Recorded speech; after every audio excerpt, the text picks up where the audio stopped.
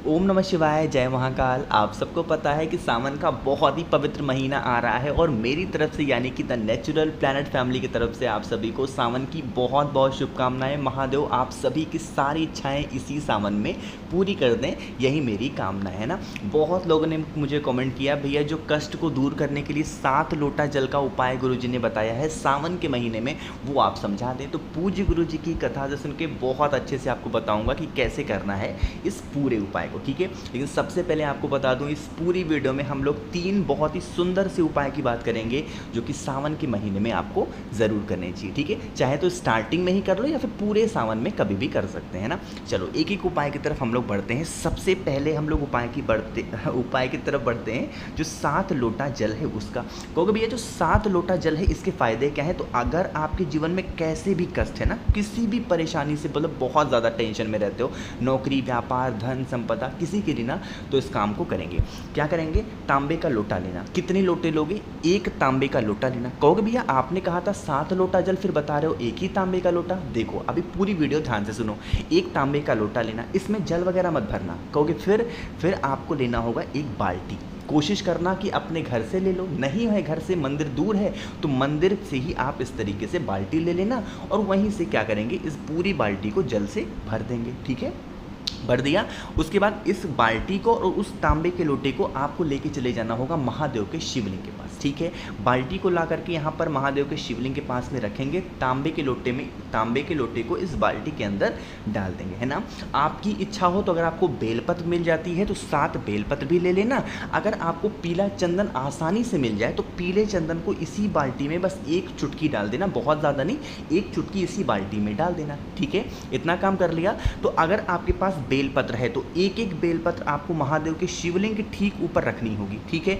डंडी रखना माता अशोक सुंदरी की तरफ और पत्ती का मुख रखना, वो रखना अपनी तरफ। अपनी तरफ मतलब कि जो आपका फेस होना चाहिए, मुख होना चाहिए ना, वो नॉर्थ डायरेक्शन यानी कि उत्तर दिशा की तरफ होना चाहिए, ठीक है। इतना काम कर लिया। अगर बेलपत्र नहीं मिलता तो बिल्कुल परेशान नहीं हो, वैसे भी जल चढ़ा सकते हो, है ना। और आपकी उस बाल्टी में से 1 लोटा जल निकालेंगे और श्री शिवाय नमस्तुभ्यम का स्मरण करते हुए उसी बेलपत्र के ऊपर 1 बेलपत्र रखेंगे, फिर 1 लोटा जल, दूसरी बेलपत्र रखेंगे, फिर 1 लोटा जल, तीसरी बेलपत्र रखेंगे, फिर 1 लोटा जल, चौथी बेलपत्र फिर जल, 5वीं फिर जल, 6वीं फिर जल, 7वीं फिर जल।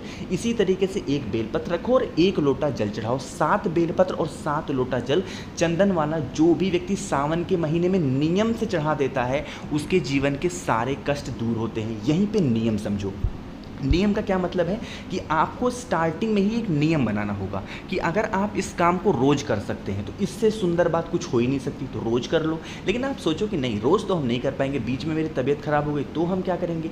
तो आप ऐसा नियम बना लो कि मैं हर चौथे दिन चढ़ाऊँगी, हर 5वें दिन चढ़ाऊँगी, हर सोमवार चढ़ाऊँगी, हर सोमवार नहीं कर सकते मैं हर प्रदोष चढ़ाऊँगी। इस तरीके से कोई सा भी जो नियम आपको सबसे ईजी लगे, सबसे आसान लगे ना, उस नियम से ये 7 लोटा जल महादेव के शिवलिंग के ऊपर समर्पित करना। लेकिन यह उपाय सिर्फ और सिर्फ महादेव के मंदिर में ही करना है। आप ये काम अपने घर पे भी कर लो तो कोई बुराई नहीं है, लेकिन जो सबसे अच्छा इसका महत्व पड़ेगा ना, जो प्रभाव पड़ेगा वो मंदिर में ही करने से मिलेगा। समझ में आई क्या बात मेरी? अब यहाँ पर एक चीज़ और समझो, यहीं पे एक और उपाय बता दे रहा हूँ। जिसके पास 7 बेलपत्र नहीं मिल पाए ना, अगर आपके पास 1 ही बेलपत्र है ना, तो उसका भी एक नियम है। नियम क्या है कि आप क्या करेंगे, हम सबको पता है कि महादेव का पूरा परिवार शिवलिंग पे ही विराजमान है, पता है ना सभी को। तो ये स्पेस होता है, ये है माता अशोक सुंदरी का स्थान, है ना। तो जो आपके पास में 1 बेलपत्र है ना, उस 1 बेलपत्र को यही माता अशोक सुंदरी के स्थान पर रखेंगे। डंडी रखना बाहर की तरफ और पत्ती का मुख रखना महादेव की तरफ, रख दिया। अब आपके पास में 1 लोटा तांबे के लोटे में जल होना चाहिए जो कि आप अपने घर से लेकर के आओ। यहाँ 7 लोटा जल नहीं चाहिए, यहाँ मात्र 1 ही लोटा जल चाहिए, ठीक है। ले लिया 1 लोटा जल, अपने घर से लेके आना लेकिन जल को। अब ये जो आपने माता अशोक सुंदरी के स्थान पे बेलपत्र को समर्पित किया है ना, इसी जगह पे आपको 7 बार उसी कलश से 7 बार जल चढ़ाना। 7 लोटा मैं नहीं बोल रहा हूँ, फिर से बोल रहा हूँ, ध्यान से सुनो।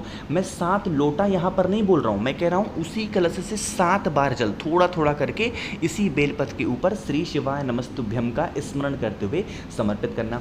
उस जल कलश का पूरा जल खत्म मत करना, जो थोड़ा सा जल बचा लेना, 1 से 2 चम्मच, और बचा हुआ जल महादेव के शिवलिंग के ऊपर 3 बार में समर्पित करना, थोड़ा थोड़ा करके श्री शिवाय नमस्तुभ्यम का स्मरण करते हुए। ये जो 2 तरीके मैंने आपको बताए हैं जल चढ़ाने के, इनमें से कोई सा भी तरीका जो आपको सबसे ईजी लगे, सबसे आसान लगे, अपने अकॉर्डिंग इस उपाय को कर लेना। इस पूरे सावन एक नियम से कर लो इस उपाय को, कभी कुछ और उपाय करने की ज़रूरत नहीं पड़ेगी। बहुत पवित्र महीना है, 59 डेज़ का ये सावन का महीना है, बहुत रेयर, बहुत कम देखने को मिलता है। ठीक है, समझ में आई क्या बात मेरी? यहाँ पर हमने पहले उपाय की बात कर ली है, आगे बढ़ते हैं इस वीडियो में। अब हम लोग अपने दूसरे उपाय की तरफ। ये दूसरा उपाय किन के लिए है? आज के टाइम पे क्या है ना कि लोग बहुत बिजी रहने लगे हैं ना, तो बिजी रहने की वजह से क्या होता है कि दिमाग में टेंशन बढ़ जाती है। जब टेंशन किसी भी चीज़ की हो, आपको बहुत घबराहट होती हो, टेंशन रहती हो, हमेशा बेचैनी लगी रहती है, ये रहता है कि मेरे साथ ये ना हो जाए, वो ना हो जाए, कैसी भी परेशानी अगर आपकी लाइफ में है ना, इस काम को करेंगे। क्या करेंगे? एक रुद्राक्ष लेंगे। अब यहाँ पर रुद्राक्ष जो लोगे ना, वैसा नहीं कि आपको कोई मुखी लेने की ज़रूरत है, कोई ऐसा स्पेशल रुद्राक्ष लेना है, नहीं। जो भी रुद्राक्ष आपके घर में बहुत ईजिली अवेलेबल हो, आसानी से रखा हुआ हो, मात्र एक रुद्राक्ष ले लेना। ठीक है, ले लिया रुद्राक्ष को, साथ ही साथ लेना होगा इस तरीके से तांबे का 1 लोटा, और इस तांबे के लोटे में जल भरोगे। कहाँ से? अपने घर से जल भरना, और जो मैंने एक रुद्राक्ष आपको दिखाया ना, उस एक रुद्राक्ष को इसी जल के अंदर डाल देना। ठीक है, 15 से 20 मिनट तक इस रुद्राक्ष को जल के अंदर पड़ा रहने दें, और उसके बाद इस कलश को लेके महादेव के शिवलिंग के पास जाएं। कलश को महादेव के शिवलिंग के पास में रख दें, और उस रुद्राक्ष को फिर निकाल लें। निकालोगे कैसे? बहुत लोग क्या करते हैं ना, अपनी उंगलियां डाल करके निकाल लेते हैं। जब आप उस जल के अंदर उंगली अपनी डाल दिए ना, तो ये जल हो गया जूठा, फिर आप चढ़ाते रहो जल, कोई फायदा नहीं मिलेगा। ठीक है, दोष ऊपर से लग जाएगा। तो आप क्या करेंगे, जो रुद्राक्ष आपने इस कलश के अंदर डाल रखा है, इस रुद्राक्ष को या तो किसी चम्मच से निकाल लो, या फिर किसी और चीज़ से निकाल लो, जिससे भी आप निकाल सकते हो। निकाल करके रुद्राक्ष को अपने पास रखो, और महादेव के शिवलिंग के ऊपर जल को समर्पित कर देना सोमेश्वर महादेव के नाम से। कौन से महादेव? सोमेश्वर महादेव के नाम से। जो भी व्यक्ति समर्पित कर देता है, उसके जीवन के जितने भी कष्ट होते हैं, बेचैनी, घबराहट, सब दूर होती है। जब जल चढ़ाओगे ना, बहता हुआ रुद्राक्ष का जल जलाधारी से नीचे गिरेगा ना, इसको अपने दाहिने हाथ में लेना, और महादेव के शिवलिंग के पास में ही खड़े होकर के आपको उस जल का आचमन कर लेना है, थोड़ा सा सोमेश्वर महादेव का नाम लेकर के। पूरे सावन में हर हफ्ते एक बार इस उपाय को करके देख लेना। कभी भी लाइफ में कोई मेडिसिन खाने की ज़रूरत नहीं पड़ेगी, घबराहट, बेचैनी इस तरीके की, हमेशा आप खुश रहोगे, कभी कोई दिक्कत नहीं आएगी। ठीक है, समझ में आई क्या मेरी बात? तो 2 उपाय की बात तो हमने यहाँ पर कर ली है। आगे बढ़ते हैं इस वीडियो में, अब हम लोग अपने तीसरे उपाय की तरफ। अब तीसरा उपाय कैसे करना है और इसके क्या फ़ायदे हैं, उससे पहले एक छोटा सा काम जो मैं हमेशा कहता हूँ, वह है वीडियो को कर दो लाइक, और जल्दी से चैनल को कर दो सब्सक्राइब, जिस भी मेरे भाई बहन ने चैनल को सब्सक्राइब नहीं किया है। ठीक है, चलो अब तीसरे उपाय की हम लोग बात करते हैं। और ये जो उपाय है ना, वो है बीमारी। आज के टाइम पे ना हर इंसान सोचता है कि हमारे पास भैया पैसे भले थोड़े से कम हो जाए, फैमिली भले हमारी छोटी रहे, लेकिन हमारे घर में कोई व्यक्ति बीमार ना पड़े, है ना। सभी सोचते हो इस बात को। तो क्या करना होगा, इस पूरे सावन के महीने में आप इसको भी एक नियम बना लो कि मैं हर हफ्ते करूँगी, हर तीसरे दिन करूँगी, हर 5वें दिन करूँगी। एक नियम से इस उपाय को करना होगा। कौन सा नियम है? सुनो, स्क्रीन पर आपको दिख रहा होगा यहाँ पर शमी के पत्ते, बहुत सारे पत्ते दिख रहे हैं ना। आपको लेने होंगे 2 शमी के पत्ते। कितने? 2, मात्र 2 शमी के पत्ते लेना, और इसको लेकर के चले जाना महादेव के शिवलिंग के पास। ठीक है, पहुंच गए महादेव के शिवलिंग के पास, पहुंच के फेस रखना उत्तर दिशा, यानी कि नॉर्थ डायरेक्शन। हम सबको पता है कि महादेव के शिवलिंग पे स्पेस, जगह बहुत होती है, उनका परिवार विराजमान है, पता है ना।